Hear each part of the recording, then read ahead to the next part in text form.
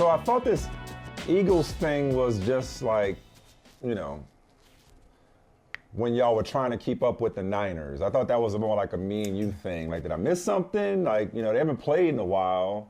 You know, matter of fact, we didn't even get the rematch in the NFC title game we kept looking toward because the Eagles, you know, shit the bed down the stretch. So I thought it was. That's a bit much. I thought it was. That's accurate. How do we progress there? I thought the phrase was wet. Like how do we get there? No. Oh, okay. It's just like this is it. Is this another think coming conversation? You say wet the bed? Yeah. You prefer wet the bed? Yeah. Don't drink after at a certain age, after like 9:30 or 10 o'clock. Hey, can I have some water? No, because it's a little too late. And I don't know I understand. if you'll be able to handle I understand what wetting the bed means, but no adult says wet the bed. I mean, unless it's like rabbit ears and you want to be. Who does you're doing that? it for the kids. I get it. I mean, who I got shits to the derail bed? this for a second. The Eagles, the 2023 Okay. Eagles. That's who shits the bed. I don't know. So I'm just trying to figure out why you representing. I don't know anybody who does that. Okay. Well, we could have a whole. Who actually has done that? Well, yeah, it actually does happen, but that's a delicate subject matter. We probably shouldn't. That's right. It does happen. Let's not. I got you. Okay. But let's not. This is what you missed, though. Yeah. What am I missing? I mean, it's not this off season. And the annual off-season Super Bowl winners, the Philadelphia Eagles. That's it. Yeah, absolutely. That is it. There is a celebration on Broad Street right now. The Eagles have officially, it's over. They won it early. The offseason, as a matter of fact, the official signing period is just minutes away from beginning, but it's over. It doesn't matter who does what. The Eagles are your offseason champions. And that's significant. That's because it's just a step in the, to mix sports, it's a step in the process for the Philadelphia Eagles to win the offseason. Think about it. They held on to their head coach, Nick Sirianni, but they upgraded at offensive coordinator. Now they have Kellen Moore. They upgraded at defensive coordinator. Now they got Vic Fangio. They have no weaknesses. They added Saquon Barkley. They brought back C.J. Gardner. I mean, like, they did so much. They plucked a defensive end from the New York Jets. Yes, they've had some retirements, but they won the offseason. And so I'm back paying attention to the Philadelphia Eagles. I'm back to, hey, listen, I'm going to tell you this. In the offseason, that's all we can pay attention to now. You can only go day by day, Michael. In March, I'm more excited about what the Philadelphia Eagles have done in March than what the San Francisco 49ers have done in March. Right now, Eagles 5, Niners 0. I'm excited. You know better. You're excited too. But you know better. No, you know better. No, listen. Everything you said is fun. Did I hear you say dream team? Did I miss that? Did you say dream team? No, can't say that. You didn't? Can't say that. That's forbidden. Okay, you didn't? Okay. That's forbidden. Right. That's forbidden phraseology in Philly. That was a John. Okay. That was a John that fell apart. That John fell apart. Okay. By the way, I'm just like this. Okay. I wondered, can I just give you a quick question just to see how sharp you are on your game today? Between Philadelphia and San Francisco, what team won the Super Bowl most recently? Most recently? Okay. Why are we doing this today? Which team won? Why are we doing this today? Why are we doing this? Which team won the Super Bowl in the 21st century? But who beats their chest in March? You know who beats their chest in March? Somebody whose team shit the bed and you couldn't wait to feel. Okay, I mean, I didn't realize it was this serious. Okay, I thought we just did it when the Niners and the Eagles were going at it. I didn't know you would like 365, 24/7 fly Eagles. No, man, you know the story. Did you watch Silver Linings Playbook last night? I mean, okay, like great. Just binge watching Abbott Elementary, Mike, I mean, you know the story. You know the story, and some people don't know the backstory. I bought 2 items of clothing before the Philadelphia-San Francisco game. I thought I was going to wear one of them after the Philadelphia-San Francisco game. I buried that thing because that was a beatdown because the Eagles got buried. That was the Big Dom game. Big Dom. He was a controversial figure at one point in that game. And then that was the only storyline because the Eagles got stopped by San Francisco at the crib. And so I had that. I wore one a little bit later before they got humiliated in the playoffs. And this is the last one. I said, how many other opportunities? I'm either have to give this thing back, or I'll wear it when they have something to celebrate. And what we have to celebrate is winning the offseason. So that's the only opportunity. Okay, that's good. The only All right, opportunity good. That's okay, good. All right, I that's better. That's more like it. That's what I expect from one of the sharpest and brightest NFL minds that I know. Because while this, and listen, it doesn't become official until 53 minutes from now at 4 Eastern. The league year hasn't technically started yet, but the legal tampering period, it was so much fun it should be illegal. I mean, it has been an incredible couple of days. It's been fun, great storylines, great fodder, great for predictions, great for fantasy football. It's been fantastic. But you and I both know that the offseason Super Bowl rarely translates into the actual Super Bowl. Now that doesn't mean that I don't like, and we talked about it when it happened, that I don't love the Eagles pilfering Saquon Barkley from the Giants. I love, of course, them, adding Bryce Huff from the Jets. You mentioned bringing back C.J. Gardner-Johnson. Yeah, like it's been a solid couple of days for them. Howie Roseman is me if I actually got to be a general manager. That's who he is. Yeah. He's me if I got to be, because it's like he's always got his hands into something, right? But on paper, the Eagles don't bother me. They don't worry me on paper. In fact, if you look at the Eagles down the stretch of last season, they look good on paper. That's what's so confounding about them. It's like, why is this team with all this talent shitting the bed? Coach, and it's because. Can that be the name of this episode, by the way? Can we put that in there? Can we just as in is? The podcast? Can that be the name? Yeah, just the podcast? Yes. Absolutely. Can that be the name podcast title? It should be. It should be. But no, but the coaching, and it's easy to say, okay, out with the old coordinators, in with the new, that it's just coordinators. I question the temperament of Nick Sirianni. It's a fair question. And I think there's a trickle-down effect that comes from that. This team is just way too emotionally unstable for my liking. That's what it feels like. Yeah. And so now both Jason Kelce and Fletcher Cox retire. That's no small thing. That's no small thing. Like, so again, they got all this talent. They're spending this money. They're going for it. They're all in. That's nice. But like, I need to see them not crack or wilt. That's a clean way of saying it. I need to see them not crack under the pressure. I need to see them not fold, not implode the way that they did down the stretch last year before I celebrate what they've done this offseason. If they'd have run it back as is, if they'd have kept DeAndre Swift, he ran for 1,000 yards last year, if they'd have kept DeAndre Swift, if they'd have run it back as is and done nothing, if they'd have been the Cowboys, who we'll get to in a second, I would have had the Eagles in the mix as a contender, as the favorite, or one of the favorites in the NFC East, at least, right there with the Cowboys. Whether they did anything with their personnel or not, it's really more intangible that I'm curious about when it comes to Philadelphia, and that can't be decided in March. And you're right. It can't be decided in March. It's a fair question about their leadership, about their head coach. Can he get everybody on the same page? Can he get them to reach their potential?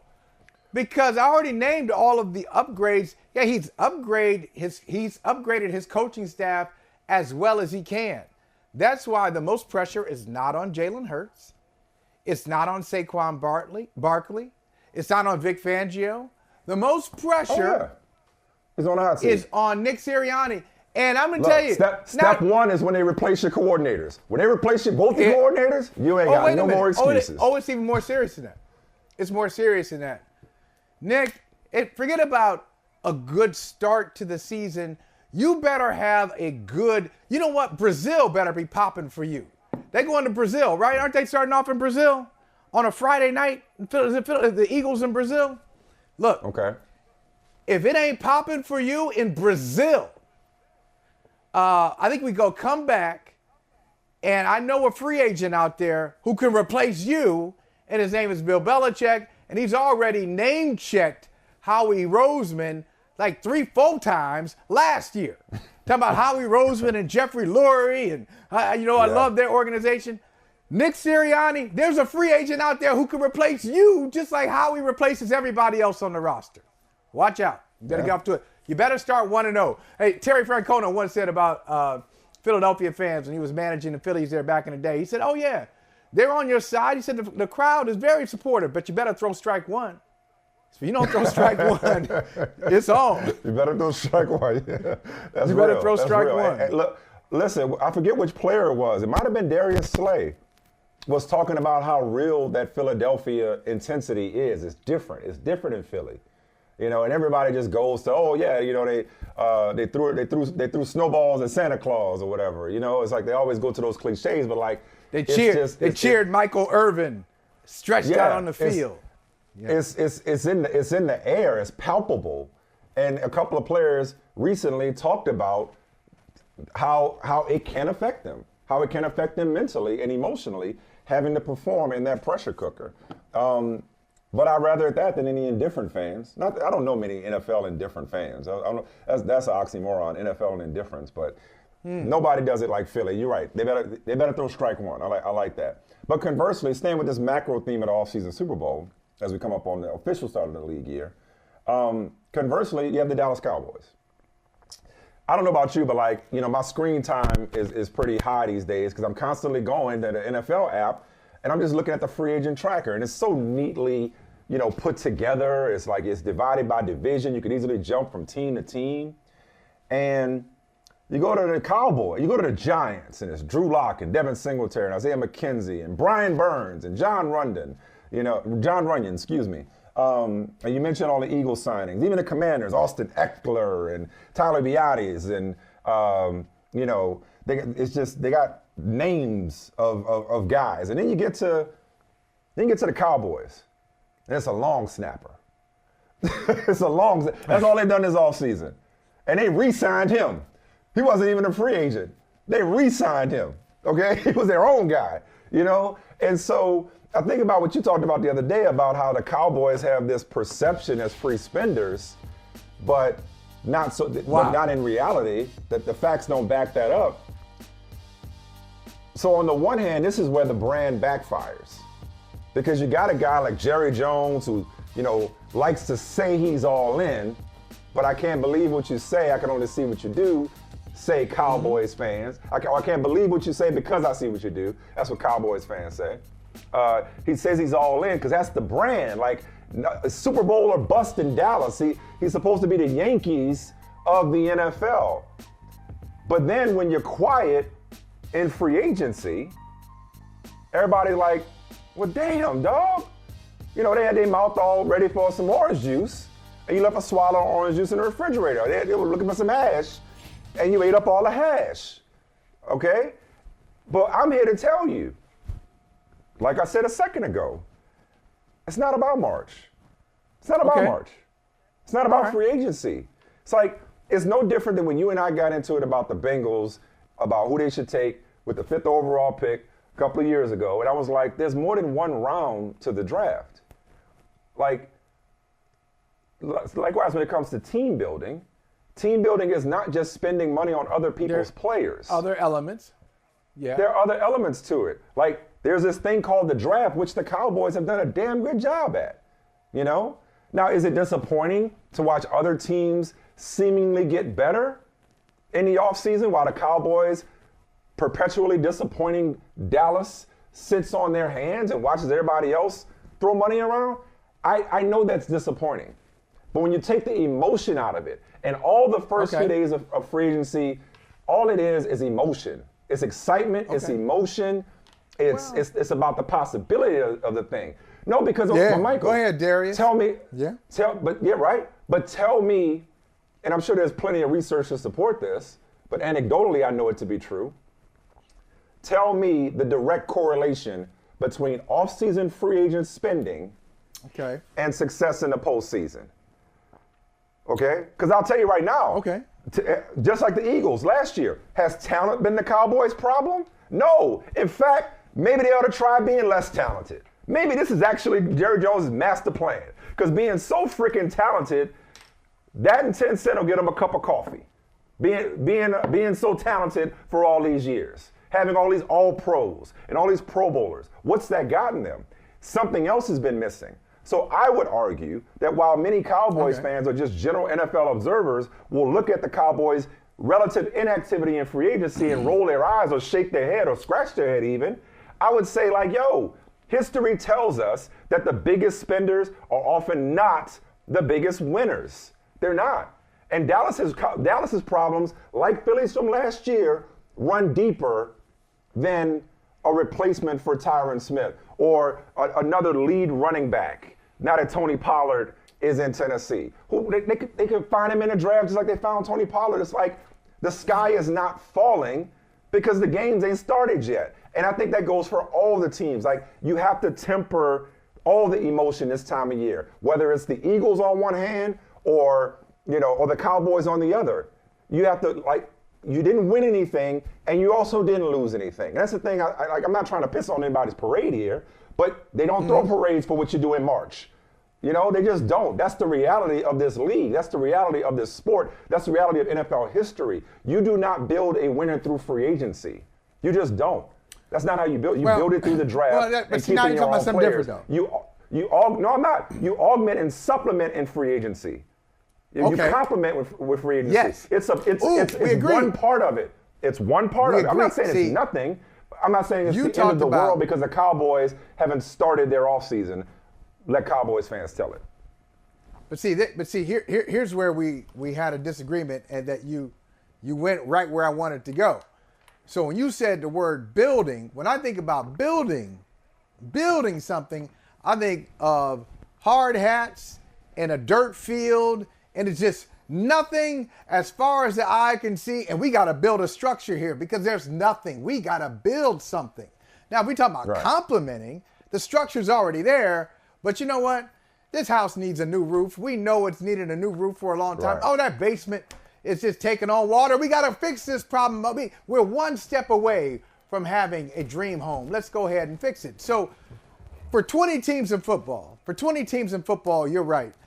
If they have ideas of building through free agency in March, they're flawed. I reject the premise flat out. Yeah. You got the wrong idea. You got the wrong people in charge. But for those other 12, the elite, they are sometimes a player away. Sometimes they are a side of the ball away. Sometimes from being at that they're next a certain level. running back away. They're certain. And so, you can't go crazy.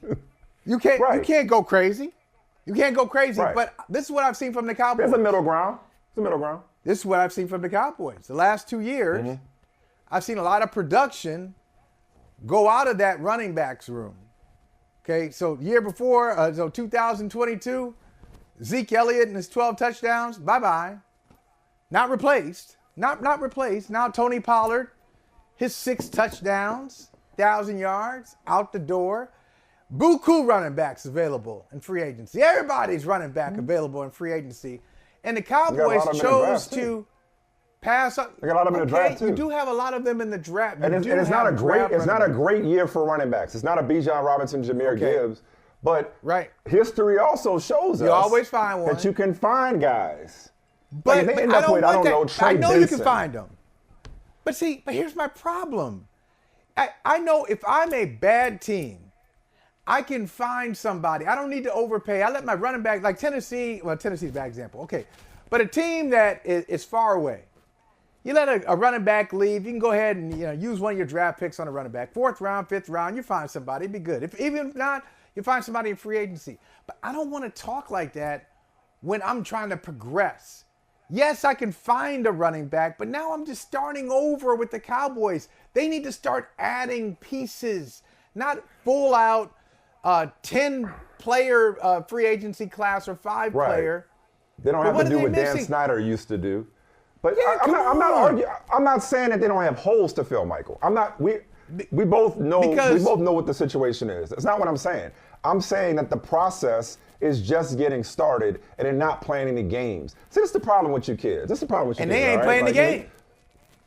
Well, they're not playing this game. Get in the game. But again, you don't get trophies for this. Like, honestly, man, I'm tired of the Cowboys winning the press conference. That's the problem. Okay. It is the gift and the curse, and many have pointed this out. Many people have pointed this out. That Are Jerry championship Jones, teams making moves?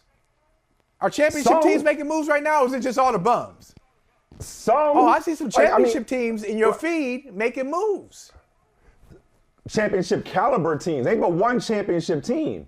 Okay? And we've already talked, I pointed this out yesterday. I want to say something like the last dozen or 13 teams, none of them paid their leading rusher more than $2.5 million. Okay? Okay. And we've been talking about the depressed, even though the running back market. And that stat's a little, we can play some games with that stat too. No, you can't. That is a trend. That is a definition of a trend. We've been talking for years about the depressed value how many years is of it? running backs. It should be 1 year or less. Because the guy, if you put the ball in his belly, then that guy that we're ignoring, who should have been there in 2014, would have been there in 2004. We stopped at 13. Same guy in 13 is the same guy in 14. Okay, fair enough. Same dude. It's the same dude. Fair enough. That sounds about, okay, fair enough. Okay, they decided to throw it. Touche.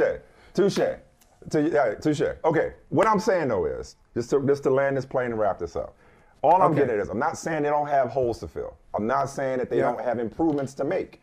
See, the problem with you kids is y'all want everything now. You kids want microwave society. Y'all want it now. That's right. You're impatient. You don't understand process. Okay? See, the problem is you don't go viral for being sensible about the Dallas Cowboys. So you got so many people that it's a cottage industry go viral? talking about the Cowboys. Talking about the Cowboys.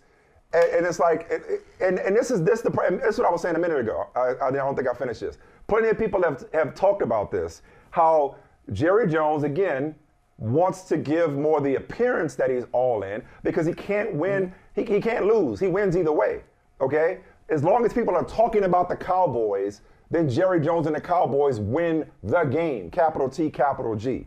Whether they win 1 or 2 games in the playoffs or not, or more, they haven't been in an NFC Championship game in 30 years, doesn't matter. They're winning when it comes to likes and engagement and comments and views and clicks and follows and sponsorships and dollars because the brand is winning as long as people like us devote time to a team that perpetually shits the bed, okay? That invented the term shit in the bed in recent years, okay? There's that. I guess it is a thing. I guess it is a thing. I guess it is a thing. I'm laughing at you that you said wet in the bed. I ain't said wet in the bed since I was 10. Once I started cussing, which was before that, I said shit in the bed. Because that's about time you stop. That's about time you stop. Can we be honest? That's about time, And 10, 10's a little late. Point being, that's about time. There's still plenty of time. There's still plenty of time for the Cowboys to make improvements. There's still plenty of time for them to be whoever they're gonna be. I mean, I'm saying, like, Michael, you know I'm right. You know I'm right. You trolling. You know I'm right. Again, I'm not trolling. Fun. It's not exciting. I'm sick of them winning press conferences. Win some games when it matters for once. There are 2 different categories. Now, this may be from a bygone era, but there are some examples. I can think of some examples where it's paid off. So back in the day, we had the Cowboys were a part of this. Remember, they pick up Dion. Okay, they win the Super Bowl. San Francisco picks up Dion. The arms race. Charles Haley. These pieces. We're ready now. Even before that, Reggie White didn't happen immediately, but Reggie White goes to Green Bay a couple years later. He makes them legitimate. A couple years later, they win the Super Bowl, and Reggie White makes the plays down the stretch to secure the Super Bowl. Hey, let's go forward. Why was there a free agent frenzy for former Indianapolis Colts quarterback Peyton Manning? Because somebody thought, we bring in Peyton Manning, we can win the Super Bowl. They got there first year. And then a couple years later, they won it. Not because of Peyton. But anyway, he kind of revived the franchise. That's what I'm talking about. I'm not talking about, hey, go get that guy. One piece. Unrealistic, I'm sure, but let me use this example. What if the Cowboys... Did they have to get the piece in the first 2 days? Did they have to get the piece in the first 2 days? Is what I'm saying. Yes. Yeah, because I want the top of the market. Look, Yeah, I thought they should have signed why not Derrick make a Henry. call I said about it a couple of L'Jarius days ago. I said it a couple of days ago. How you know they're not? I said it a couple of days ago that I thought they should. I remember looking at my watch saying, "Yo, Dallas, what you doing? When y'all signing Derrick Henry?" Like I thought it would have made sense. All I'm saying is It did. Sensible people didn't do it. Sensible people know. Okay, it's like the saying you can't. You know how they say you can't win a game in the first quarter, but you can lose it. Okay, you can neither win nor lose the Super Bowl in March. That's all I'm saying. This is where you're wrong. This is where you're wrong. We Go to break. popping bottles. We Go to popping break. bottles. Congratulations. What's Congratulations. Is that in the lobby Shout of the NovaCare complex? Are they unveiling a Lombardi in the NovaCare complex? I think not. Yeah. I think not. Yeah, I think not. They know right. that the job's not done. It's got to come together. How many times have talented teams shit the bed in the playoffs that did so much in the offseason? I hate offseason grades. I don't like grades for offseason. I don't like grades for drafts. Bah humbug. I don't like winners and losers when no games are being played. Have some fun.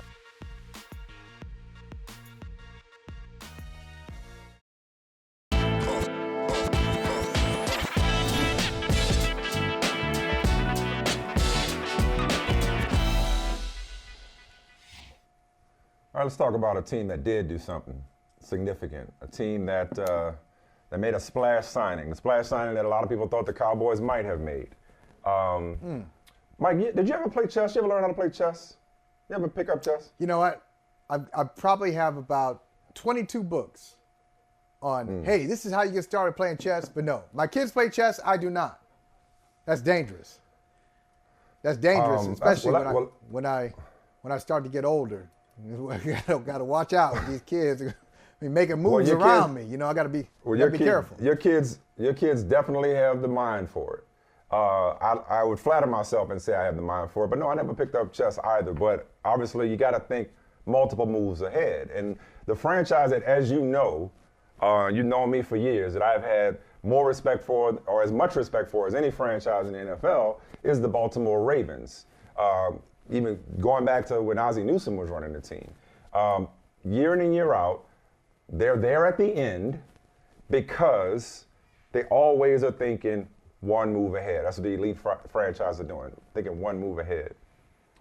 Or, as to quote our favorite movie, the shit's chess, it ain't checkers. That's the game. I played his ass. Roger was the biggest dope dealer in Los Angeles. He was the biggest violator in Los Angeles. You think that's my friend? Because he knows my first name? I watched that such and such operate with impunity for 10 years, and I got him. Anyway, so we've been watching Derrick Henry operate as the best running back in the league, arguably one of the best running backs in the league. Definitely. King Henry in Tennessee for years. And here come the Ravens, who had been after Derrick Henry last year. I think the best they offered Tennessee was a 4th-round pick, I want to say. They get him for a relatively bargain deal, looking at like a Saquon Barkley type deal. They get him for a bargain deal. How scary is this? Because, can you imagine, having to worry about Derrick Henry running over you or Lamar Jackson running away from you? This was such a perfect fit. I mean, this is one of the best offensive lines in the league. They were at the top of the league when it comes to yards before contact. Think about this math. Tell me this math is mathing. Here's a team that excels, an offensive line that excels when it comes to yards before contact, and they add a guy who is a monster when it comes to yards after contact. Derrick Henry was 6th and 1st, respectively, each of the past 2 years in broken tackles. Over the past 3 years, only Josh Jacobs and Jonathan Taylor have more yardage after initial contact from a defender. So we know Derrick Henry's work. And so for the Ravens to pick him up, I love the timing of it too, Michael, because not only is it a perfect fit, it's perfect time. He's still got tread on the tires. I know he's had a lot of carries over the course of his career, But he still got tread on the does. tires. He's an alien. He different. He ain't built like most running backs. He's going to be in a better situation. Obviously, there's a threat of Lamar, not just as a runner, but of course as a passer. But also, the Ravens allowed something uncharacteristic to happen the last time we saw them. Is they got punched in the mouth. They weren't the more physical team on the field. The Chiefs were. And part of it was they got away from the running game. Maybe they had to realize what a running game meant to realize how badly they needed Derrick Henry. I don't know. Be reminded of what the running game means to Baltimore. Like Baltimore, you think run game, you think smash mouth, you think physicality. I could not think of a better fit, and I could not think of a worse nightmare for a defender than having to face the Baltimore Ravens offense with Derrick Henry and Lamar Jackson in the backfield. Yeah. Now, let me start from the last point you made about the AFC Championship game. So the Ravens were in the AFC Championship. Unlike the Cowboys, they have been in the Conference Championship within the last 30 years. They've been there. They were just there. Technically in 2024 for the 23 season. But they didn't need Derrick Henry last year. They needed, unless Derrick Henry could be on the headsets calling his own plays, saying, hey, we're going to run it to, we're going to give it to me again. And it's coming to me again. They really needed to commit to it. So I guess it takes somebody like Derrick Henry. It takes that guy and his reputation and his physical presence to remind you what you have and the advantage you have over other teams. So we'll see. But I'm fascinated by this because this is a Baltimore philosophy anyway. It's just a Baltimore philosophy. Running the football? Remember we talked about this? Now, I don't know how we came down, where we came down on the record-setting play between John Harbaugh. This was against Denver. I think it was against Vic Fangio, right? So they got the record. Yeah, it was. He was the head coach. Yeah. What record is that, And Michael? he was like, what I know. What record is I that? know what he is. It was What's the most record? consecutive games, I think, with 100 yards rushing. I know. Okay. I know you're making your point like nobody remembers it. But it matters to Baltimore. It mattered to them because that's what they're about. That's their identity. And now, so you already have that. It's amazing to have that philosophy, and then you have a great player. So it's not, I know you can look at this and go, oh, yeah, well, Baltimore always ran the ball. Big deal. No, it's a big deal because it's in their DNA, and then you add greatness to what's already a part of their DNA. Now something extraordinary is going to happen. So I do expect this to be a perfect fit between Henry and Baltimore. What I don't understand, because I share the same admiration for the Baltimore front office and ownership group and everything, just the way they handle their business. What I don't understand is how they got. Yeah, they got punched in the mouth in January and they got in March. They bring in Derrick Henry, but we gonna let Patrick Queen? We're gonna let Patrick Queen just walk out? We're gonna let that happen? As I said in my feed, because these stories go hand in hand, the Steelers are going to need all the help they can get to stop King Henry, so they went and got a queen. They went and stole a queen from Baltimore and Patrick Queen. Love that signing. Love that signing for the Pittsburgh Steelers. Because you talk about DNA, when you think Pittsburgh, football, and listen, they got a lot of Hall of Famers on that team. Or, excuse me, they had a lot of Hall of Famers in that organization. They've had Hall of Fame quarterbacks, Hall of Fame running backs, Hall of Fame offensive linemen, Hall of Fame defensive linemen, Hall of Famers in the secondary. That's a linebacker franchise. That's a linebacker franchise. Like that's Lambert, that's Ham, that's Harrison, that's Lloyd. You know what I mean? That's Kevin Green. That's a linebacker franchise. I know I'm missing somebody, but like getting a Patrick Queen, I love the story of Mike Tomlin for years telling Patrick Queen, you ain't one of them. You don't belong with them. It's such a Tomlin thing to do. You ain't one of them. You know, so he's had his eyes out on this guy for a while. You belong with us. Middle linebacker feels like it's been a sore spot in Pittsburgh for a while. And so shoring up the middle of that defense, and when you couple that, and again, this is like, it all comes back to the quarterback for them. Because like most teams, their struggle started when they had an unsettled quarterback situation. Russell still got to beat out Kenny Pickett, and you can laugh all you want. That's a thing. Russell got to beat out Kenny Pickett. We think he will. Russ ain't got to do nothing. This is like talking about perfect fits. Russ ain't got to do nothing but hand it off, play action, chuck it to George Pickens, and whoever they're gonna get to replace Deontay Johnson. Congratulations for the Panthers getting a receiver that gets open with the best of them for Bryce Young. Stop that. But like, congratulations to the Panthers.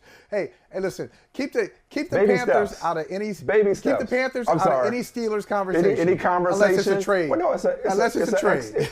That's it. That's why. I mean, it was an easy tangent. But it was an easy tangent. We're not applauding them. We ain't applauding them. Okay. We have to applaud the Panthers. Okay. Side note: Panthers got 2 guards, I believe, in free agency, and a wide receiver to start. Protect Bryce Young at all costs, else he'll be the next number 1 overall pick or top 5 pick on the scrap heap. Talking about what could have been if he'd have been drafted to a different situation. Anyway, back to the Steelers. And they're not a big spending team historically. Now that's not in their DNA. It's not typically their DNA to go outside the organization and splurge early in free agency. So bravo to them. Yeah, bravo to them. Bravo to them for a couple of reasons. One, as I said, you take a first-round pick. Not that means anything, but it means something. So first-round pick, Patrick Queen, drafted by a good organization. They usually know what they're doing when they see players. Everybody has first-round bust or draft bust, but the Ravens, if the Ravens draft somebody, you give them the benefit of the doubt. Hey, Eric DeCosta must have seen something. He saw something. This guy's pretty good. And he was good. He is good. Last year, he's a Pro Bowler. He's a second-team All-Pro. Had career highs, had some great numbers with the Ravens, and still in his early 20s, mid-20s, early to mid-20s. And going to a team in the division, going to your biggest rival in the division, I know there are some who think, okay, those numbers are inflated because he plays next to Roquan Smith. We'll see. He's not going to be playing next to Roquan Smith. But that's the name I was going to bring up. I mean, you seem a little perplexed that they let him get out the door. Like, you can't keep everybody, and they've already paid Roquan Yes, you Smith. can. Yes, you can. You yes, can't. you can. You can't. Yes, You cannot pay. You can't keep everybody. You keep good people. And you can't. And you keep good people. And yes, you can. I don't know. I would love. Yes, you can. I would love to know. I would love to know. I love to know. And these guys are 3-down guys. I would love to know how many teams pay top dollar for 2 off-the-ball linebackers. I would love to know how many teams do that. That doesn't seem like, that seems as silly to me. That seems as silly to me as the rumors that the Bengals are going to trade for Justin Jefferson. So they're going to trade for Justin Jefferson, give up draft picks, pay Justin Jefferson, and pay Jamar Chase. They'll be the 2 highest paid wide receivers in the league with the highest paid quarterback.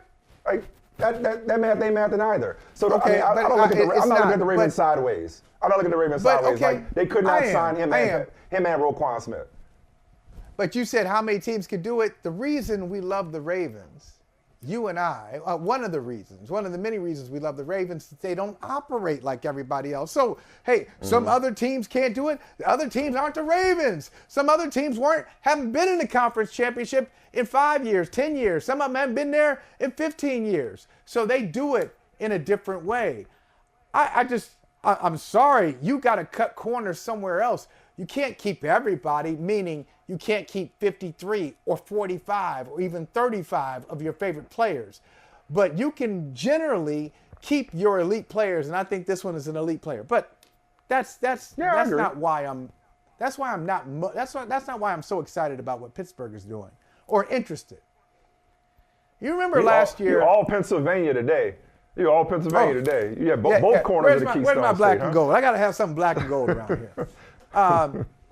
But I'm excited about it and just interested. This is just something I'm going to be paying attention to, Michael, when the real season starts, not the free agent. I thought this was it. I thought we were keeping score. I thought we had records. I thought no. I told you it was wrapped up. We're not. The Eagles won it, so it's wrapped up. We're moving on to something else. But Eagles Steelers in the Super Bowl. That would be something. That would definitely be something. The Eagles get the mic. They get that mic. It's a trophy right here. Get that mic, talking trophy. I'll be watching Pittsburgh this season. Did you notice last year there were some Mike Tomlin rumors at the end of the year when it looked like they weren't going to make the playoffs? Oh, yeah. Hey, maybe Mike Tomlin has lost the team. And then they come back. George Pickens. Hey, what's going on? Pickens comes back, has a great game. The Steelers make the playoffs. And then yet another winning record for Mike Tomlin. But they get into the playoffs. And I think his playoff record is not great. Off the top of my head, I think something like 8-10 or something like that. 8-9, 8-10. No. It's not great. It's down there. And he hasn't won a playoff game in 8 years. I think it is 2016. And so Art Rooney said something when Tom in his post-season press conference, and pretty much applied Pittsburgh pressure to Mike Tomlin. It's the most pressure we've heard associated with Tomlin. And my point is, I think they're operating in a different way. Pittsburgh is generally very draft and develop. We're going to stick by our principles. We're going to be conservative. I think they're operating with more urgency than they have in 8 years. Mm-hmm. Like, they didn't want to sign Russell Wilson. That was the reporting. Jerry Dulac has been in Pittsburgh media since I was in college. He's been covering the team for a long time. Knows what he's doing, knows what he's talking about. He initially reported the Steelers were not interested in a quarterback like Russell Wilson. Then something changed. Now they go out, they sign Patrick Queen. Thankfully. They make a trade taking on some dead cap money. They didn't have to do this. They make this trade with this Deontay Johnson trade. That's not a Pittsburgh-type trade. Russell Wilson might be a Steelers-type signing in that it only cost him $1 million. But just kind of making a trade and we got to take on some dead money, that's not what they do.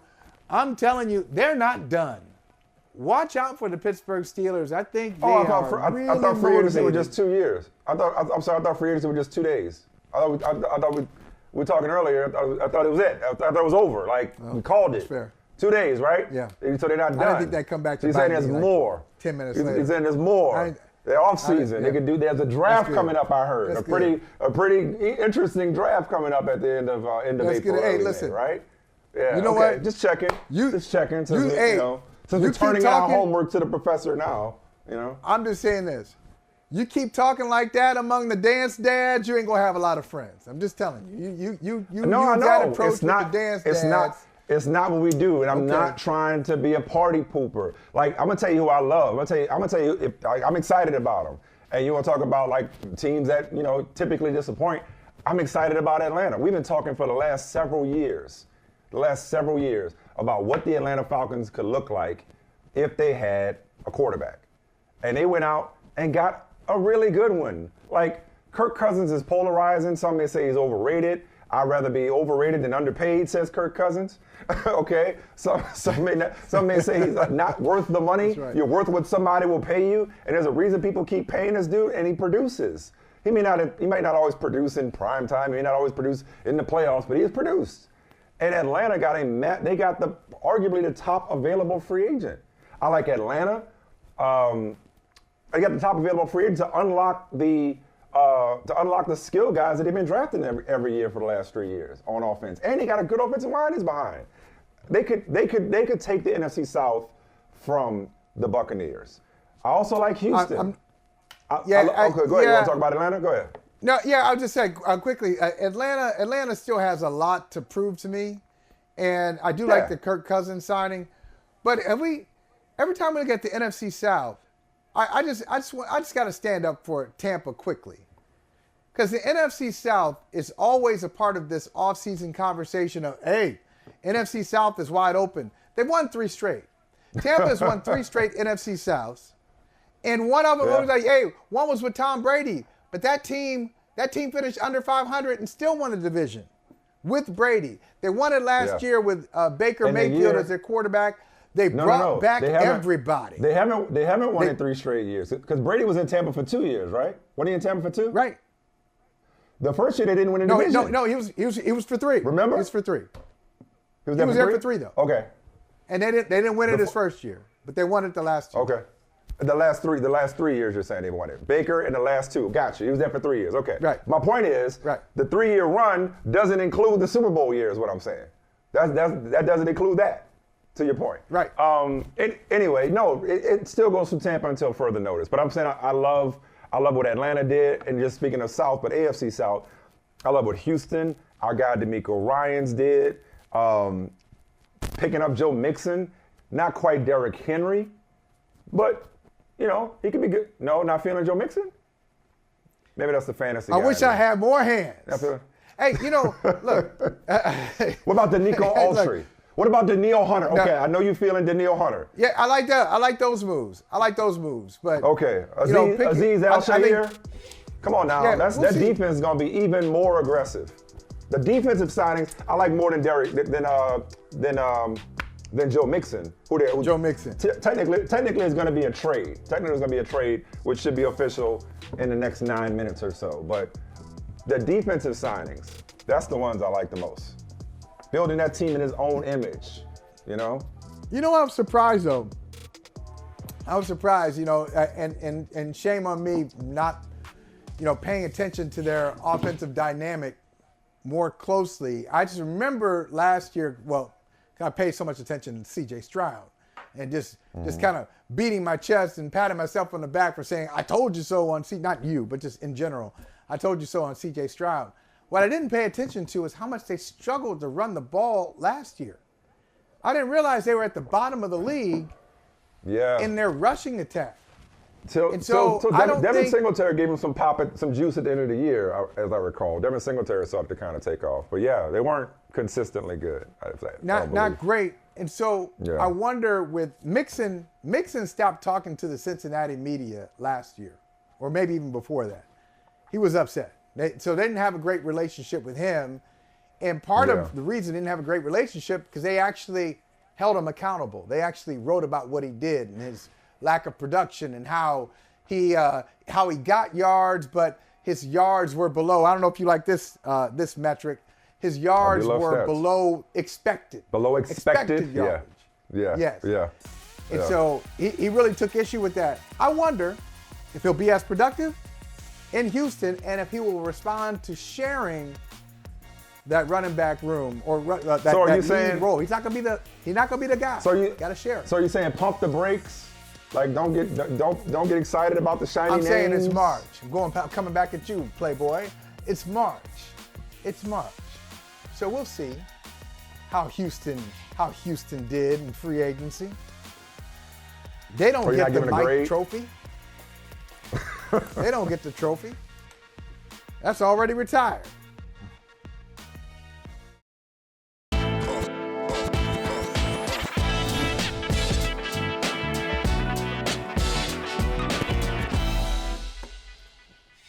Hey, 2 quick quarterback notes before we go.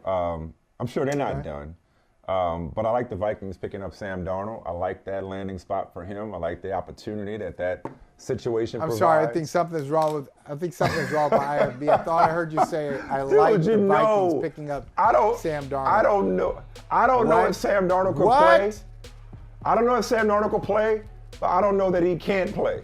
Okay? I don't know that either. Somebody say, Mike, no, I'm sorry. I believe in my heart that he could be the next ex-Jet to where the Jets fans say, why can't we get people like that? Situation. Because wait, Michael, I ain't said it yet today. They all system quarterbacks. There's a hell of a system they got in Minnesota. Hell of a system and supporting cast he got for him in Minnesota. They may draft a guy. Still, I like the opportunity there. I want him to prove me right about Sam Darnold. Because remember, I didn't want them to take Zach Wilson. Remember that? I was like, do not take Zach Wilson. Support the guy you got. Wilson. Yeah, exactly. Yeah. The other one, Justin Fields. Question. And Ryan Poles talked about not wanting to drag this out, and yet here we are. Is Justin Fields a pawn? Do you mean to tell me that people are this low on the quarterback, that this market is so depressed for him? Or are the Bears using him as part of their smokescreen or their due diligence? No. I'm just, because it's like, if they trade him right now, then they're sending a clear signal that they're taking Caleb Williams. They ain't the playing Bears chess. ain't playing chess. The Bears are playing Connect Four. Okay, it's pretty straight ahead. I mean, not even checkers. Not even checkers. They're taking the checkers and using it for Connect Four. You got the red one, I got the black one. Okay. Oh, I got 3 in a row. You blocked me. I mean, it's just basic. It's straight ahead. Look, I need you as a student of football, I need you to prove this statement wrong. Worst quarterback draft in history. I'm not talking about in the round. I'm talking about all of the quarterbacks taken in 2021. You will not find a worst draft of quarterbacks. Throw in free agents too. Throw them all in. 2021, all of these guys. Hey, Mike, how do you have 4 guys already, 4 of the 5 first rounders looking for their second team? Either on or looking for their second teams. Because they all went to situations where their team shit the bed. Hey.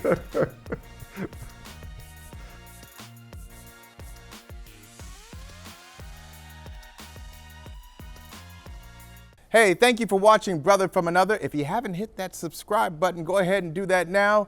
Don't forget, you can catch us 3 to 4 weekdays on PeacockTV.com and on Sirius XM Channel 85.